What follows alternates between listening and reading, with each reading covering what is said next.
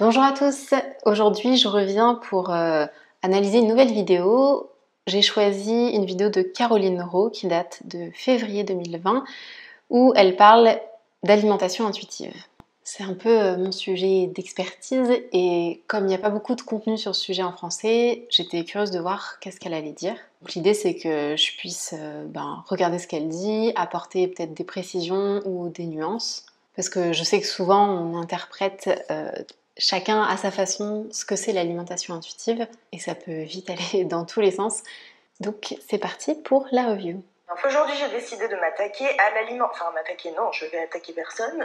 On va parler de l'alimentation intuitive, de tout ce que ça englobe, de quelles sont les conséquences, les points positifs, les points négatifs. Et j'ai pas mal de choses à vous dire sur le sujet. Retrouver le plaisir de manger, apaiser notre rapport, souvent conflictuel à la nourriture, en arrêtant par exemple de compter les calories, de bannir certains aliments, écouter sa faim et ses envies, manger ce que l'on veut quand on veut. Les principes de l'intuitive eating suscitent un véritable engouement, sans blague. Donc premier point, les règles de l'alimentation intuitive, c'est assez simple, c'est justement qu'il n'y en a pas. J'avais trouvé un petit schéma assez cool, je vous le mettrai juste ici en screenshot.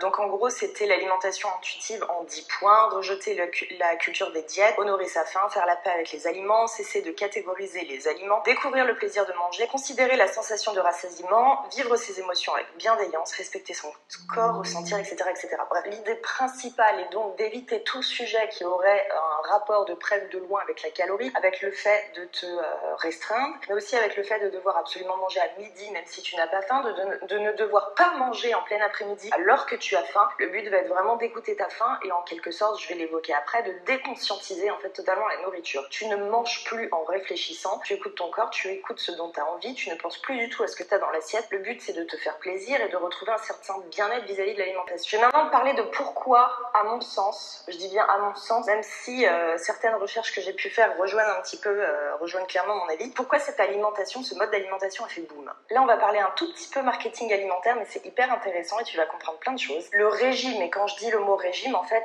je parle d'une alimentation qui est effectivement restrictive, ou alors tout simplement le fait d'avoir un mode d'alimentation spécifique basé sur la restriction. Le régime au sens propre du terme du coup a permis de faire vendre énormément aux industriels. On t'a balancé plein de produits allégés, des produits light, des produits minceurs, des produits sans scie avec plus de ça. On revient maintenant sur l'alimentation intuitive et je vais te répéter une petite partie de la définition. Faire la paix avec la nourriture, se dire qu'il n'y a pas de bons ou de mauvais aliments, écouter sa faim. Donc une alimentation en fait des plus normales, une alimentation des plus classiques. Si tu n'as pas d'objectif physique particulier, c'est une alimentation que tout le monde devrait avoir. C'est ce que nos ancêtres ont toujours utilisé comme type d'alimentation. En fait, avant que le marché du régime existe, c'est tout simplement une alimentation qui devait être connue de tous, qui doit même encore à ce jour parler absolument à tous, ceux en tout cas qui s'intéressent pas forcément à, j'en sais rien, compter leurs calories, à effectuer justement des régimes spécifiques, etc.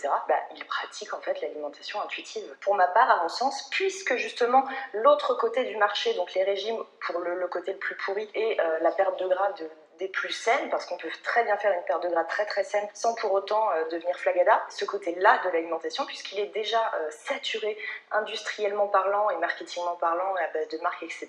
Il fallait bien trouver un moyen de vendre l'alimentation la plus basique qui soit, donc l'alimentation sans réflexion, sans compter ses calories effectivement, sans privation, se nourrir de la façon la plus banale du monde, manger à sa faim, écouter son corps et manger comme on le veut. On l'a appelé alimentation intuitive.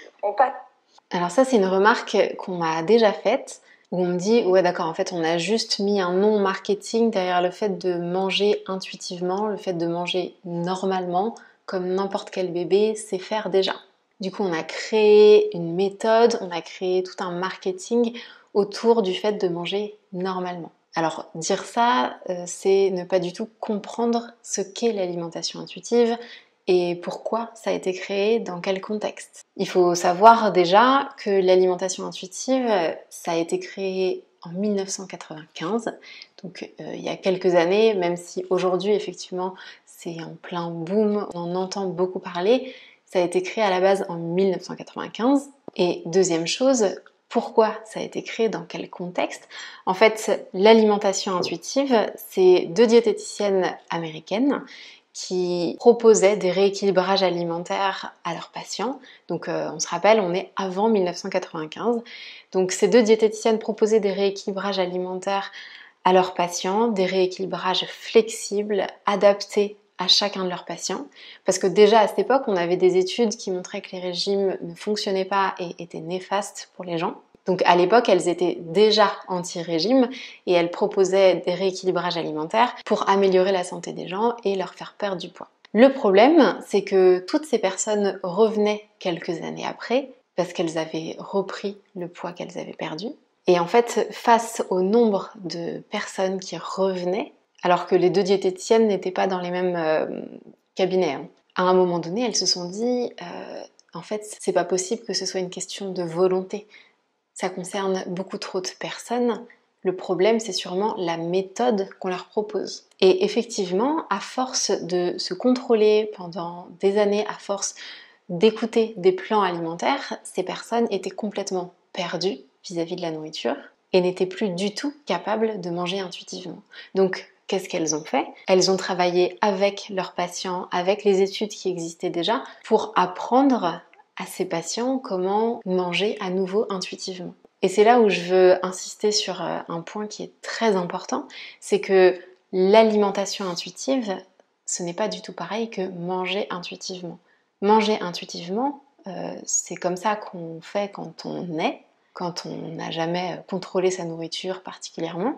Mais l'alimentation intuitive, c'est une thérapie, c'est tout le process pour nous permettre de retrouver cette manière de manger intuitive qu'on a complètement perdue. Donc quand je dis une thérapie, ça veut dire qu'il y a des étapes, ça veut dire qu'il y a des outils, on propose des expériences. C'est pour ça d'ailleurs que c'est divisé en 10 principes différents.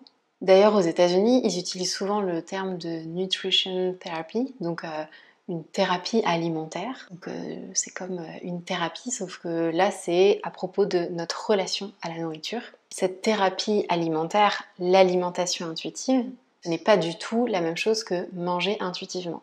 Et on a souvent tendance à mélanger les deux, à confondre les deux. Alors que manger intuitivement, c'est le but à atteindre grâce à cette thérapie d'alimentation intuitive. Donc si à la base on a inventé cette approche de thérapie d'alimentation intuitive, c'était justement parce qu'il y avait un besoin, parce que les gens qui ont fait des régimes, qui ont contrôlé leur nourriture toute leur vie, ont complètement perdu cette capacité à manger intuitivement. Et à ces personnes-là, on n'est pas en train de leur dire « mangez intuitivement ». Pas du tout, elles ne savent plus manger intuitivement. Le but, c'est de leur réapprendre, étape par étape, expérience par expérience, à se reconnecter à leur corps et à retrouver cette capacité de mangeur intuitif. Donc l'alimentation intuitive, c'est pas du tout pour mettre un nom derrière les personnes qui mangent déjà intuitivement.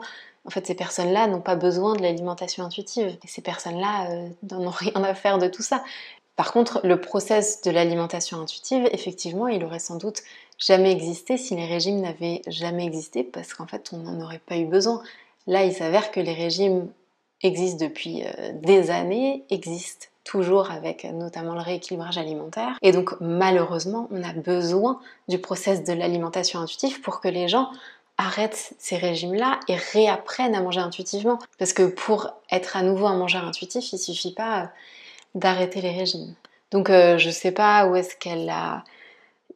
comment elle a imaginé tout ce schéma et à un moment donné elle dit que c'est un schéma validé par d'autres gens. J'aimerais bien savoir qui, parce qu'il suffit d'aller sur le site officiel de l'alimentation intuitive, intuitiveeating.org, pour voir quelle est l'origine et dans quel contexte ça a été créé pour comprendre et se rendre compte que ça n'a rien à voir avec ça. Passe à une autre partie de la vidéo qui va être les pour et les contre, enfin non, plutôt points positifs et points négatifs. Voilà, pas pour et contre, parce que encore une fois, je suis pas contre l'alimentation intuitive, pas du tout. Pour les points positifs, c'est un petit peu ce que je t'ai évoqué quand j'ai parlé tout simplement de la définition même de l'alimentation intuitive, de l'intuitive eating. C'est qu'effectivement, tu vas déconscientiser, et pour des gens qui vont être constamment dans le contrôle, dans la réflexion de ce qu'ils mangent, dans le fait d'avoir une certaine obsession, dans le fait de développer jusqu'à la limite du trouble alimentaire, ça peut être effectivement bien. Pourquoi la nutrition est obsessionnelle pour certains? C'est parce qu'on est constamment dans le contrôle et constamment dans la réflexion. Plus tu vas poser des mots absolument sur tout, protéines, glucides, machin, combien, pourquoi, gras, etc. Alors pas pour tout le monde, il y en a qui le vivent très très très bien, je le vis très très très bien, on va en parler juste après, mais il y a des gens qui le vivent hyper mal pour X ou Y raison, pour différents passifs qui par la suite pourraient développer, sont à la limite du trouble du comportement alimentaire. Une autre... Ça, je trouve ça assez intéressant qu'elle admette elle-même que le contrôle de son alimentation, et elle parle de calories mais aussi des macros, voilà, des portions de protéines, lipides, glucides, et le fait de contrôler tout ça peut développer chez certaines personnes des troubles du comportement alimentaire. Alors, elle insiste sur le fait que elle, ça ne la concerne pas, et tant mieux pour elle. En revanche, c'est bien qu'elle insiste sur le fait que ça concerne des gens et ça peut avoir un impact néfaste, ça peut les faire développer un trouble du comportement alimentaire. Bon, par contre, du coup, ce que je comprends pas, c'est que, a priori, c'est quand même ce qu'elle propose sur sa chaîne, du contrôle de la nourriture, tout en sachant que, du coup, ça peut faire développer une mauvaise relation à la nourriture.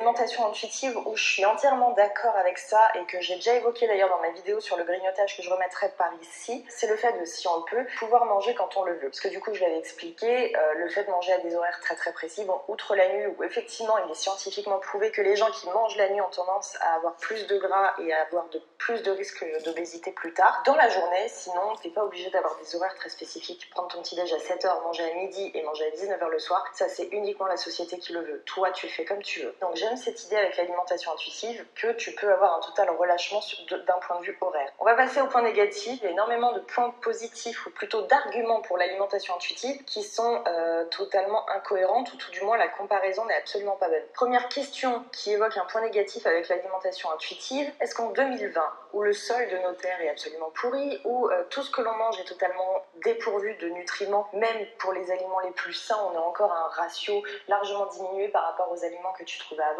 Quand tu galères beaucoup plus à trouver des aliments sains que des aliments non sains, est-ce que dans notre société, dans ce contexte-là, on peut encore s'offrir le luxe de ne pas contrôler notre alimentation, ne serait-ce que d'un point de vue santé?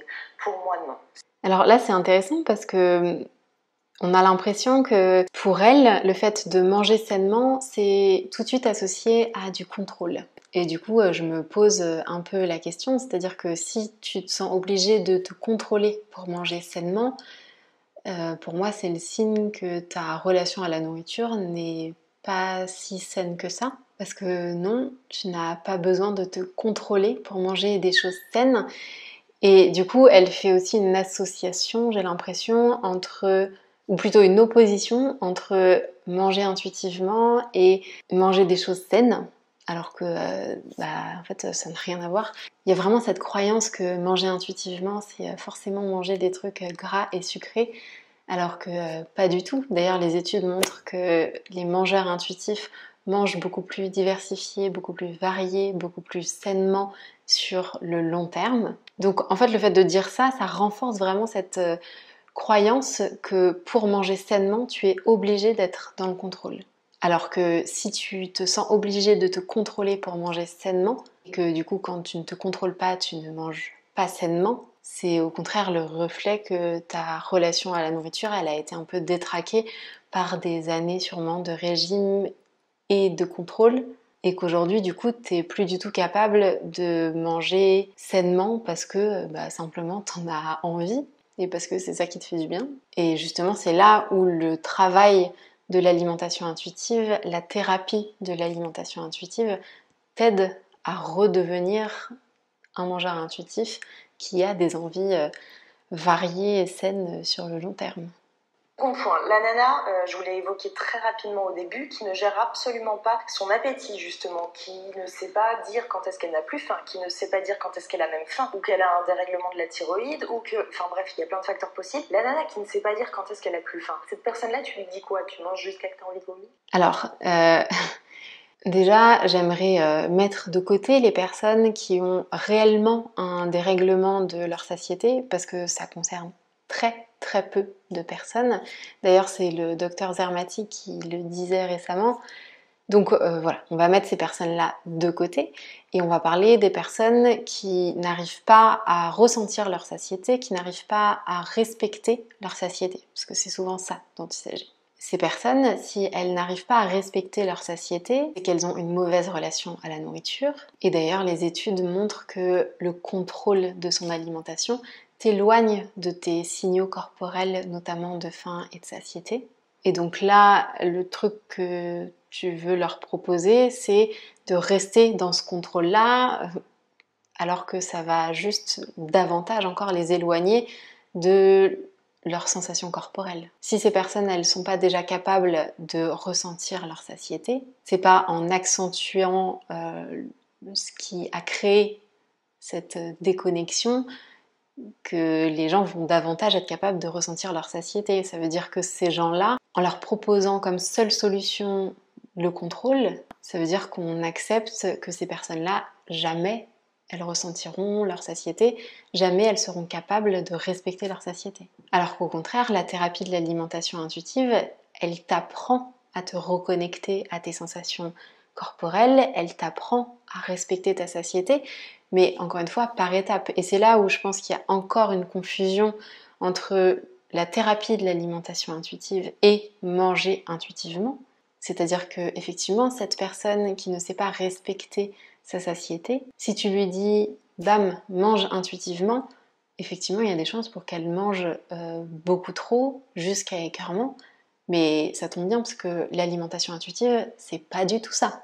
L'alimentation intuitive, c'est justement prendre la personne où est-ce qu'elle est et l'aider à vivre des expériences, lui donner des outils pour petit à petit qu'elle retrouve cette sensation de satiété, qu'elle retrouve cette capacité à respecter naturellement sa satiété. Le but de l'alimentation intuitive, c'est de rendre les gens autonomes dans leur alimentation. Et donc, en fait, c'est justement pour les personnes qui n'arrivent pas à respecter leur satiété aujourd'hui. Là où le contrôle, les maintiennent ces personnes-là dans cette incapacité à se faire confiance. Là, je pense que ça va parler à beaucoup d'entre vous. Combien de fois, quand t'as mangé une salade, on t'a dit « T'es au régime ?» Combien de fois, quand t'as préféré ne pas manger McDo comme tes potes et manger, j'en sais rien, une salade faite maison ou autre chose, on t'a foutu dans la tronche « Tu fais attention, tu veux perdre du poids ?»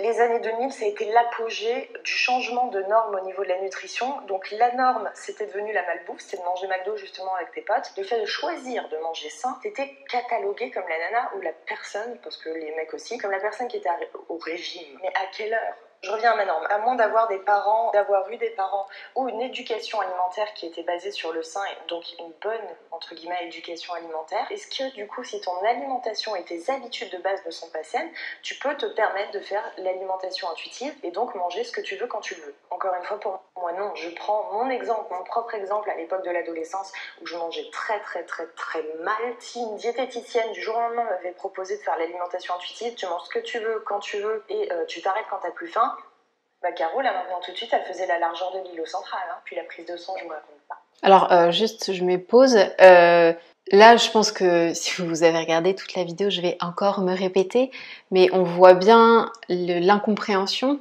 entre la thérapie de l'alimentation intuitive et le fait de manger intuitivement. Si elle avait été voir une diététicienne spécialisée dans l'alimentation intuitive, cette diététicienne ne lui aurait pas dit « mange ce que tu veux quand tu veux, écoute juste ta faim ». Ce n'est pas ça l'alimentation intuitive. Donc à partir de là, c'est vrai que c'est compliqué d'aller plus loin parce que si on fait toute notre analyse en se basant sur cette croyance que l'alimentation intuitive c'est manger ce que tu veux quand tu veux, on va pas aller très loin. Et encore une fois, il y a cette opposition entre manger intuitivement et manger sainement. Et c'est vraiment dommage parce que elle le dit très bien quand elle dit quand je mangeais une salade, tout le monde me disait « Ah mais t'es au régime ?» Bah ouais, pas du tout, je suis d'accord avec toi. Moi, je peux très bien aller au resto et prendre une soupe avec plaisir et juste parce que ça me fait envie et que ça n'a absolument rien à voir avec le fait d'être au régime. Parce qu'en fait, quand tu manges intuitivement, tes envies sont variées et tes envies, au global, sont saines. Je rappelle juste que les personnes qui ont créé l'alimentation intuitive, c'était des diététiciennes et leur objectif principal, c'était la santé. Donc il faut s'enlever de cette idée que l'alimentation intuitive, c'est manger que du gras, que du sucre. Pas du tout, mais vraiment pas du tout. D'ailleurs, le principe 10, c'est honore ta santé avec la nutrition. C'est clairement le but final de manger pour sa santé globale, de sa santé physique, de sa santé mentale. Et donc oui, l'alimentation intuitive, c'est pour les personnes qui n'arrivent pas à manger sainement aujourd'hui, sauf en se contrôlant. Parce que justement, le but de l'alimentation intuitive, c'est de leur apprendre à être capable d'avoir envie de manger varié, de manger sainement, mais parce que ça vient d'elles, et pas parce que ça vient de règles qu'on nous a apprises. En venir avec ces 3 points, du coup, c'est que pour moi, l'alimentation intuitive ne peut fonctionner que quand déjà de base tu as une alimentation saine. Que à la limite, effectivement, tu es tout le temps dans le contrôle de la calorie. Non pas d'être dans le contrôle justement de manger sainement, mais d'être dans le contrôle de la calorie. La personne qui mange pizza et McDo tous les jours, on lui propose ce type de méthode, c'est catastrophique. Tu peux te... Là encore, c'est... Enfin bon, vous avez compris, je ne vais pas répéter encore, hein, mais on part vraiment d'une définition de l'alimentation intuitive qui n'est pas du tout la bonne. En fait, j'ai du mal à comprendre comment même on peut penser ça. Je vois pas l'intérêt pour des diététiciennes de mettre en place une approche qui ferait manger des pizzas et des burgers tous les jours à quelqu'un, quoi. J'ai du mal à comprendre cette notion, quoi. Te permettre de déconscientiser ton alimentation quand tes habitudes déjà sont un minimum correctes.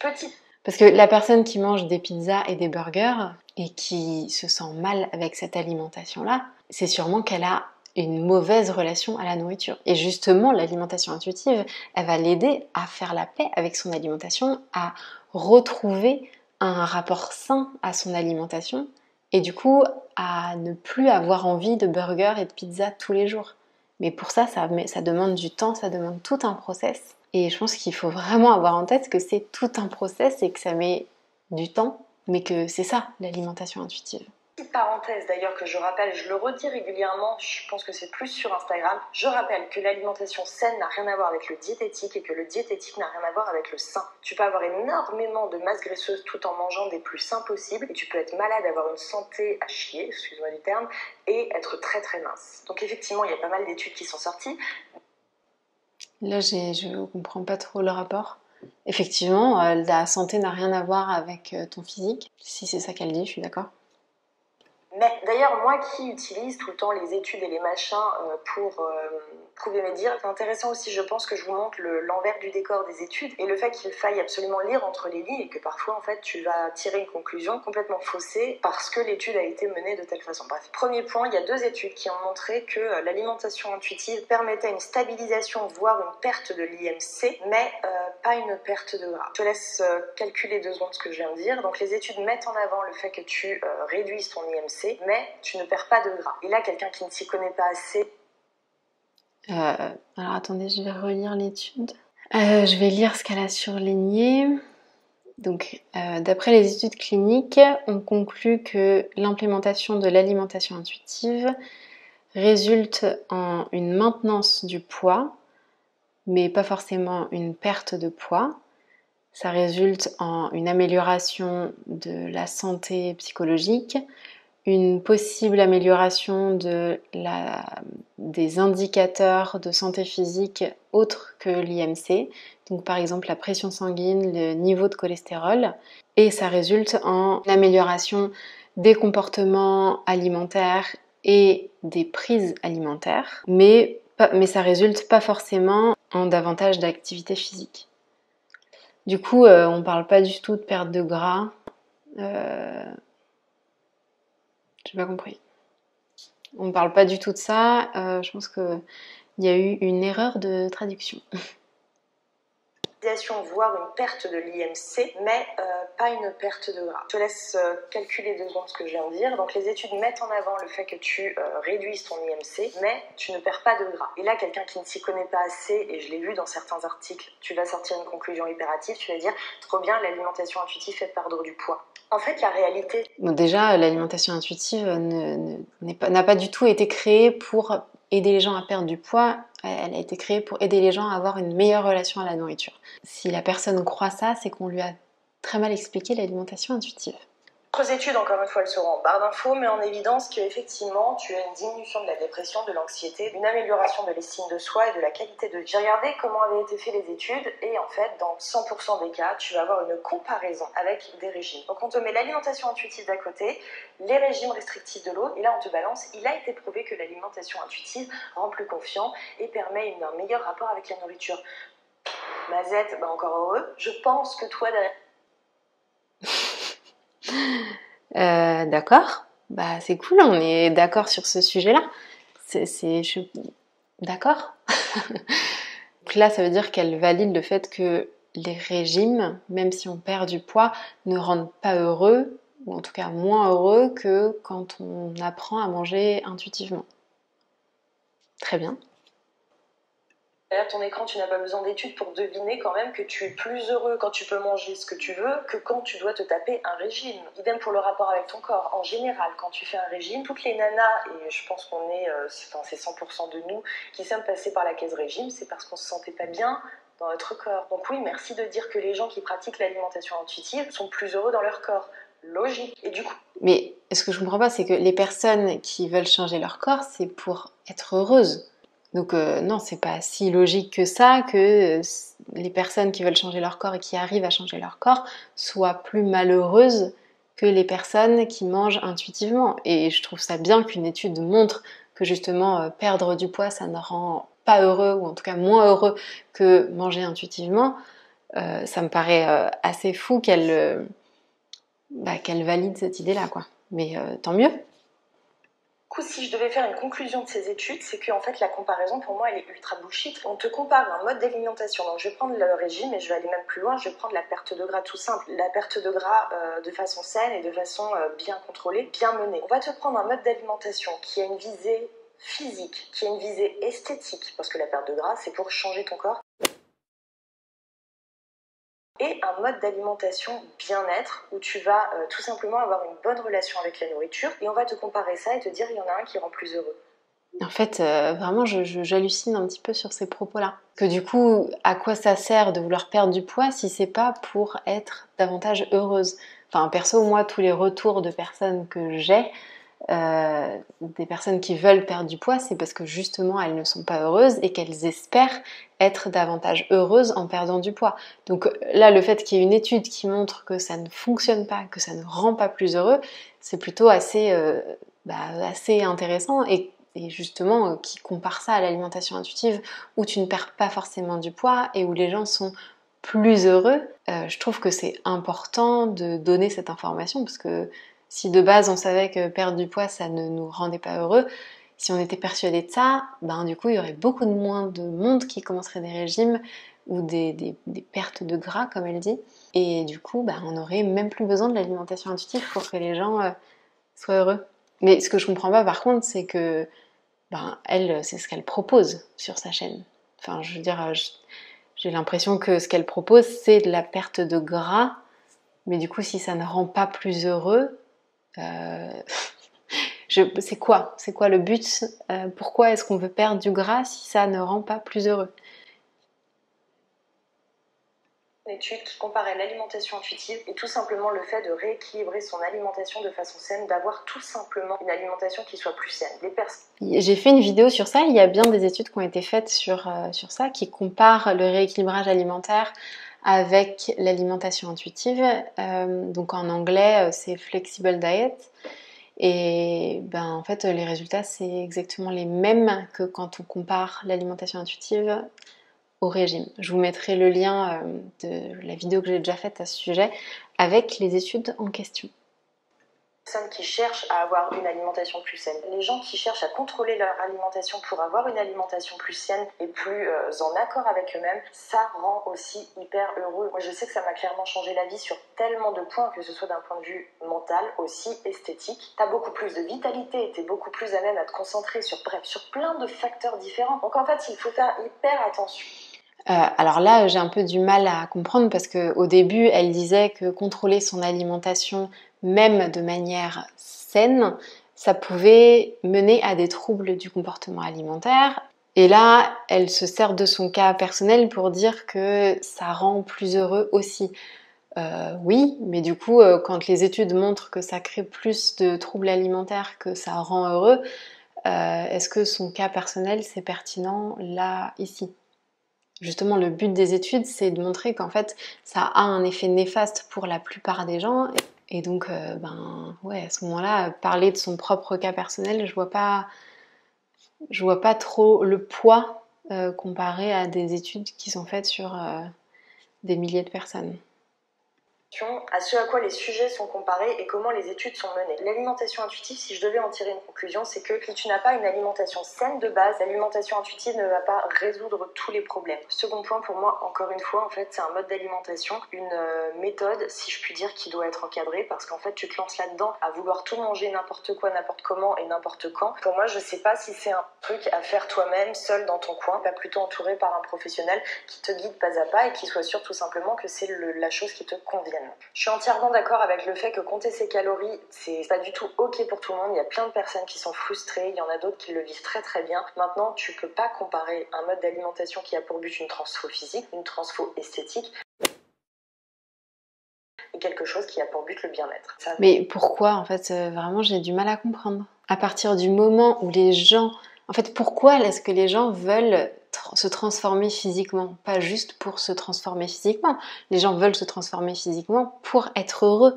Donc, si ça a un intérêt de comparer ça à l'alimentation intuitive, de montrer que l'alimentation intuitive rend les gens plus heureux que ceux qui font une transformation physique, parce que justement le problème, c'est cette croyance qu'en changeant son corps, on va être plus heureux. Ça me paraît même essentiel de dire haut et fort, de montrer que ce n'est pas la réalité, que ça ne rend pas plus heureux. Renseignez-vous afin de savoir si ça peut vous convenir et si c'est vraiment l'objectif que vous visez. Voilà team, j'espère que cette vidéo vous aura plu et vous aura éclairé aussi correctement sur l'alimentation intuitive, si c'était un mode d'alimentation qui pouvait te brancher. Je voulais juste t'annoncer une petite surprise. Ok, donc moi pour conclure cette vidéo, je dirais que la chose principale à retenir, c'est de vraiment faire la différence entre être un mangeur intuitif et l'alimentation intuitive, qui est une thérapie, donc une thérapie alimentaire, qui te permet à la fin de redevenir un mangeur intuitif. Donc ça, c'est la première chose. La deuxième chose, c'est que l'alimentation intuitive, ce n'est pas manger ce que tu veux quand tu veux, pas du tout. C'est une déconstruction, c'est un apprentissage, c'est des expériences. Bref, c'est toute une thérapie en fait. Donc la réduire à une phrase, ça n'a pas de sens. Et le troisième point, c'est que vraiment je trouve ça ultra dommage de ne pas se renseigner davantage avant de faire une vidéo comme ça, où vraiment on se positionne en tant que voilà, j'ai fait mes recherches et j'ai même été regarder des études, alors que je sais pas parler anglais. Tu vas couper, mais c'était trop intense. Enfin voilà, elle termine sa vidéo en disant j'espère que vous en aurez appris plus sur l'alimentation intuitive. Bah je suis désolée, mais le postulat de base est faux. Donc tout le reste, toutes les conclusions, tous les arguments ne peuvent pas tenir la route. Et alors bon, je suis d'accord qu'il n'y a pas beaucoup de choses sur l'alimentation intuitive, mais bon, je suis là si vous voulez discuter et en savoir plus sur l'alimentation intuitive. Renseignez-vous. Parce qu'il y a plein de contenus en anglais, mais si l'anglais c'est pas forcément accessible, j'essaye de produire du contenu en ce sens-là, que ce soit sur Instagram ou sur YouTube. Et vraiment, je trouve ça dommage de ne pas s'intéresser davantage à ce que c'est réellement. Donc, écoutez, j'espère que je me suis pas trop répétée parce que pour le coup, j'ai l'impression d'avoir dit la même chose pendant toute la vidéo. Et si il y a d'autres personnes qui veulent faire des vidéos sur l'alimentation intuitive et qui veulent avoir davantage d'informations officielles et réelles sur ce qu'est l'alimentation intuitive, je suis disponible avec plaisir. Voilà, en tout cas, n'hésitez pas à mettre vos commentaires pour me dire ce que vous en avez pensé. Et je vous dis à très vite. Bye!